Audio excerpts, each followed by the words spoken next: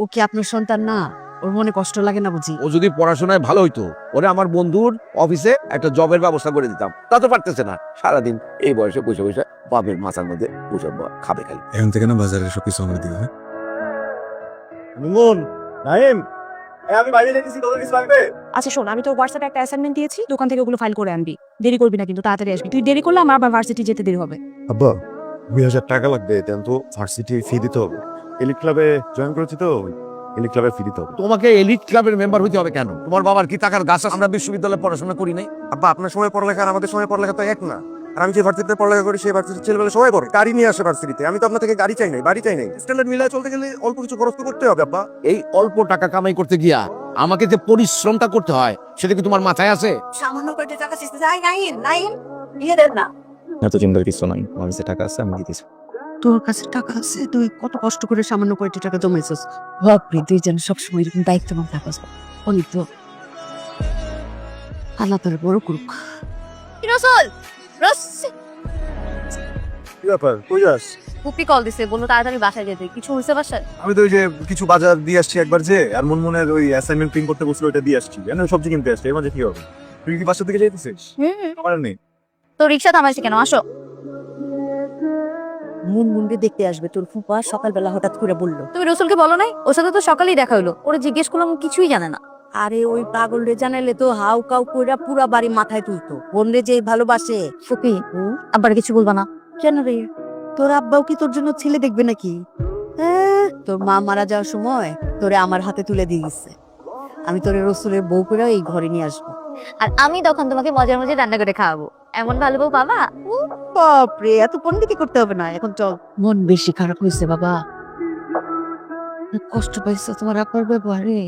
কষ্ট পাইও না বাবা, তোমার আব্বা কিন্তু তোমারে অনেক ভালোবাসে, অনেক আদর করে। তা না হলে কি এই সংসারে এত বড় হইতে পারতা?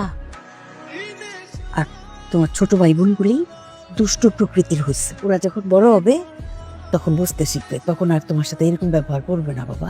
আম্মা, আমি কিছু মনে করিনি। আর ওদের এইসব আমি কখনো কিছু মনেও করি না। দুষ্টুমি করে না, এগুলোই ভাবতেছিলাম ছোটবেলা থেকে। একবার কত দুষ্টুমি, কত কিছু, এগুলো ভাবতে ভাবতে আসলে একটু আবেগ কাজ করতেছিল। মনে কোনো কষ্ট নাই। তুমি তাও নাই না আমার সাথে খাবার? যাও, নিয়ে আসতেছি। আমার ছোট্ট রসুল অনেক বড় হয়ে গেছে, সে মায়ের কষ্ট বুঝে। নিজের বুকের ভিতরে মায়ের কষ্ট ধারণ করো না, গোপন করে রাখো। মায়ের কষ্টগুলি হজম করে লুকায় রাখো না। এত বড় হয়ে গেছে আমার রসুল। বাবা রে, তুমি আমার আব্বা, এই অন্তরের মধ্যে অনেক মায়ের আব্বা। বাবা, তোমার আব্বারে অনেক সম্মান করবা, ভালোবাসবা। আর তোমার ছোট্ট ভাই বোন দুইটারে দেখে শুনে রাখো, কষ্ট রাখো না। আমার রসুল, আমি তোমার হবু বউ, তোমার বোনের বিয়ে ডেকোরেশন করতেছো, কিন্তু এটার আগে কি হওয়া দরকার ছিল? তোমার আর আমার বিয়ে হওয়ার কথা ছিল। তুই কনফার্মেশন দিচ্ছে কি? সত্যি করে বলো তো, আমার দিকে তাকাই বলো, তুমি আমাকে ভালোবাসো না? বাসি, ছোটবেলা থেকে বাসি, অনেক ভালোবাসি। এত ভালোবাসা কোথায় যে রাখবো বুঝতে পারতেছি। হয়েছে, আর চাপাবাজি করা লাগবে না। এই, সত্যিটা শুনবি না? অনেক সত্যি শুনছি, আর শোনার দরকার নাই। শোন, মন তো ভালো হতে পারে নাকি? দরকার নাই। শোন না, আমি তোকে অনেক রসুল তাড়াতাড়ি আয়, সর্বনাশ হয়ে গেছে। মুনমুনের শ্বশুরবাড়ি থেকে যে গয়নাগার যে পাঠাইছিল, সব গয়না চুরি হয়ে গেছে। সব গয়না চুরি হয়ে গেছে, সর্বনাশ হয়ে গেছে। আমি বুঝতে পারছি এই ঘটনা কে ঘটাইতে পারে। বাড়িতে দুধ কলা দিয়া সাপ পোষা হইতেছে। আপনি কার কথা বলতেছেন? তোমার ছেলে রসুলের কথা। রসুল আমার ছেলে বলতেছেন? রসুল কি আপনার ছেলে না? তুই কি বলতেছেন? আমি কেন আমার বোনের গহনা চুরি করতে যাবো? আমি তো ছাদে সবকিছু গোছাইতেছিলাম, আপনি আসলে জিজ্ঞেস করেন। আচ্ছা, বললাম পারে আব্বা আমি কোনো কিছু চুরি করিনি। কে তোর আব্বা? হ্যাঁ, আমি তোর বাবা না, আমার ছেলে মেয়ে আছে। কোনো চোর আমার ছেলে হইতে পারে না। কেউ আমার রক্তের না, কোনো চোর আমার ছেলে হইতে পারে না। আমার রসুলকে এই শিক্ষা দিয়ে বড় করি নাই যে নিজের বোনের গয়না চুরি করবে। পুলিশে ফোন দেন এখন। নাইম, সাবধানে কথা বলিস। রসুল তোর বড় ভাই। চোরকে পুলিশে দিবে না তো কি, ঘরে বসে আদর করে খাওয়াবে? সে তোমার ছেলে হইতে পারে, আমাদের ভাই না। হ্যাঁ, চোরনে শাস্তি দিতে হবে। তুই এই বাড়ি থেকে চলে যা, যেদিকে দুই চোখ যায় সেদিকে চলে যা। ওরা তোরে বুঝতে পারে নাই, ওরা তোরে ভুল বুঝছে, ওরা তোরে চোর ভাবছে, ওরা হীরা চিনে না। মন তো কোনো যাওয়ার জায়গা নেই, আমি যাবো না বাড়িতে। আমাদের বাড়িতে চলো, আমি আম্পারে বুঝাই বলবো। চলো। আরে তুমি বুঝতেছো না কেন? এটা আমার বাপের বাড়ি, আমার ভাই বোনেরা থাকে এই জায়গায়, আমার আম্মা থাকে, আমি কই যাবো? রসুল, তোর কোনো বাবা নাই, ওরা তোর কেউ না, দেখি না ওরা তোরে অস্বীকার করলো। তোর সুখের জন্য আমি সবকিছু করে দিলাম বাবা, তোরে সুখী করতে পারলাম না। মনে বিয়েটা হোক, দেখবো সবকিছু ঠিক হয়ে গেছে। আমি না সব চুরিটা করি নাই আসলে। আমি জানি তুমি চুরি করো নাই, আমার মেয়েটাকে খুব যত্ন করে পালছে, আপনারা ওকে কোনো কষ্ট দিন না।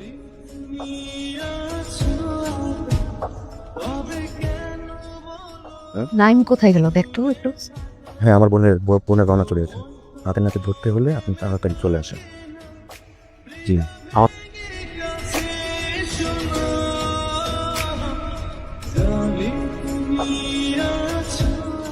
রসুল, রসুল, নাইম পুলিশে কল দিছে, চল এখান থেকে। তোরা দাঁড়া, সময় নেই, চলো। আমি তো চুরিটা করি নাই, আমার পরিবার থেকে আমাকে নাই বাড়িতে তুমি ঘরের মধ্যে ঢুকে এরকম নাইন নাইম করে চিল্লাচিল্লি করছো। ডাকেন আপনার ছিলেন, জিজ্ঞাসা করুন তার কাছে সে কি করছে। নাইন, আরে স্বপন ভাই, আপনি ক্লাবে জান আসতেছি আমি। কোন ক্লাবে যাওয়া যায় নাই, যা বলার আমি আজকে এখানেই বলবো। অনেক লুকোচুরি হয়েছে, এই স্বপন কমিশনার সম্পত্তি কেনা বেচা কোনোদিন কোনো লুকোচুরি করে না। আপনি বসেন, ঠান্ডা মাথায় কথা বলেন, চা খান। নাইম যদি কোনো অপরাধ করে থাকে, নাইমের বাবা এখানে উপস্থিত, উনি বিচার করবেন। জান না, আসতেছি তো ক্লাবে, আসতেছি তো ভাই, আসতেছি। কি মা, অনেক দেরি করে ফেলছে। থাপ্পড়টা আরো আগে বাড়া উচিত ছিল। অত্যন্ত আদরের ছেলের গালে আমি হাত তুলছি তোমার কারণে। আপনার আদরের সন্তান নাইন তার আদরের ছোট বোনের শ্বশুর বাড়ি থেকে পাঠানো গয়না বিক্রি করছে 1 কোটি টাকায়, সেই টাকা দিয়ে জুয়া খেলে পুরো টাকাই আসছে। আপনারে দিয়ে অল্প টাকায় জায়গা বিক্রি করেছে আমার কাছে, সে বাপের জায়গা বিক্রি করে সেইখান থেকে কমিশন গেছে 10 লাখ টাকা, সেই টাকাও জোয়ার বোর্ডে আসছে। সে দিনের পর দিন আমার কাছ থেকে টাকা ধার নিয়ে আমারই জোয়ার বোর্ডে হারাইছে। সে ধারের পরিমাণ কত জানেন? 80 লাখ টাকা। কাকা, আমার টাকার প্রতি মায়া আছে, কারণ টাকার গায়ে ব্যথা আছে। আপনি হয় আমার এই 80 লাখ টাকা এখন দেবেন, নাইলে আপনার বাড়িটা আমার কাছে বিক্রি করে দিবেন। তোমার আমি এই বাড়ি থেকে চলে যেতে বলছি। যাও, বাইরে আমার বাড়ি থেকে তুমি। ইসুক কি? ইসুক পেয়ে শুনতেছি। আপনার অসুস্থ হয়ে যাবেন তো। আমি কি করছি? আমার সোনার টুকরা সন্তানের চাইতে বড় সন্তান রসুল আমি এই বাড়ি থেকে বাইর করে দিছি। ও মানুষের জন্য আমি আমার সোনার টুকরা, আমার হীরা এই বাড়ি থেকে সম্পত্তি বিলাই তিনি ভালো কথা। তুমি আমার জমিগুলো বেচার চেষ্টা করো, আমার বাপরে কষ্ট দিয়ে এই জমি রেখে আমার কি লাভ বলো? তার স্বপ্নটা পূরণ করে দিয়ে যদি ভালোবাসা নাও পাই, তার মুখে হাসির কত পাবো নাকি? কালকের মধ্যে আমি তোর টাকার ব্যবস্থা করে দেবো। যদি তাতেও না হয়, না, তাহলে আমি আমার নিজের সম্পত্তি বিক্রি করে দেবো। আম্মা আমার বিয়ের জন্য কিছু গয়না রেখে গেছে, খুব বেশি গয়না না, অল্প কিছু গয়না, কিন্তু এখন স্বর্ণের যা দাম, ওইটুকু গয়নার দাম এখন অনেক। আমি না বিক্রি করে ফেলছি, তুমি কিন্তু না করতে পারবে না। আল্লাহর রাস্তা এটা করিস না। দেখ, ছোটবেলা থেকে না সবাই কেন যেন আমারে ফিল করে, আমাদের হবে না। একমাত্র তুই একটা ভরসার জায়গা, যে বিশ্বাস করায় যে না আমাদের কিছু হবে না। যদি তুই এমন কিছু করিস না, আমার ধরে নিতে হবে আমাদের আসলে কিছু হবে। তুই যদি আমার পাশে থাকতে চাস, তাহলে মানসিকভাবে এটা করিস না। রসুল, আম্মা গয়নাগুলো কেন রেখে গেছিল? আমার বিয়ের জন্য, তাই না? এখন আমার হবু স্বামী যদি প্রবলেমে থাকে, তাহলে ওই গয়না দিয়ে আমি কি করবো বলো? কি হলো বলো, এখন চুপ করে আসছো কেন? প্লিজ। হ্যালো,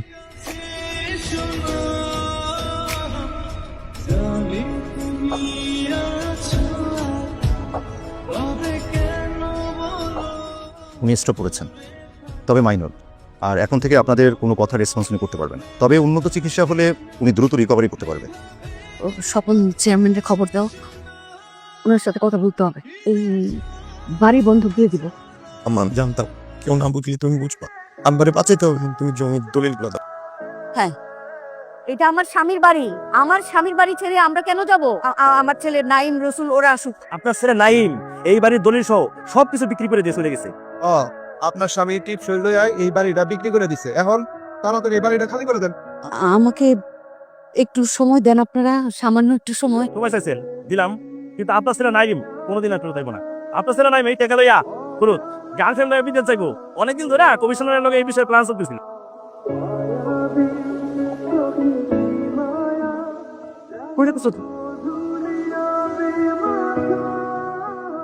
আবার এই অবস্থা করেন নাই? আব্বা কি হয়েছে আপনার কথা বলতেছেন না কেন? আব্বা আপনার এরকম চুপচাপ একদম মানে না আব্বা। আপনার লাগে আমার যেটা অদরকার আমাদের থাক পড়লে না করি চুপ করে দেখেন না। কি হয়েছে আব্বার কথা বলতেছে না কেন? তোর আব্বা কথা বলতে পারে না রসুল। তোর আব্বার বাড়িটা বাড়িটা নাই নাই। তোর আব্বার টিপসে নকল করে নিয়ে গেছে, ওই বাড়ি বিক্রি করে দিছে, আমাদের সব কিছু দখল হয়ে গেছে, আমাদের কিচ্ছু নাই। ফুপু কিচ্ছু হয় নাই, ফুপু কিচ্ছু হয় না, আর কিচ্ছু হবেও না। আব্বা ওই কমিশনারকে পুলিশ নিয়ে ধরতে গেছে। কিচ্ছু হয় নাই ফুপু, কিচ্ছু হয় নাই। আর ও তো বাড়ি দখল করছে অবৈধভাবে, কিচ্ছু হবে না ফুপু, তুমি টেনশন করো না। সত্যি তো ফুপার বাড়িটা কি আমরা ফেরত পাবো? ফুপার বাড়ি ফুপা পাবে? রসুল সত্যি কথা বলতেছে আয়শা, তোর আব্বার বাড়িতে পাবে? ফুপু রসুলের বাবার সব সম্পত্তি বিক্রি করে দিছে, ফুপার সম্পত্তি বাজার। আমি তো সারা জীবন বুঝতে চাই নাই, আমি তো সারা জীবন একটা বাবা চাইছি।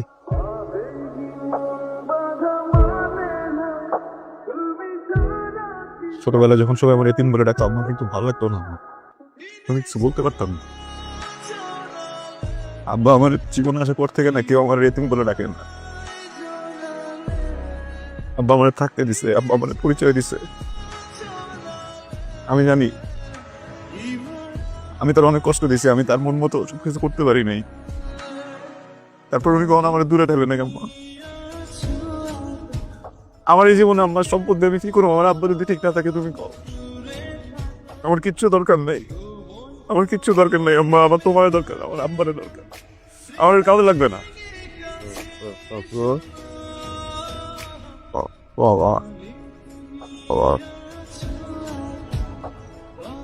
আমার বাবা তুমি আপনার তেল আপা।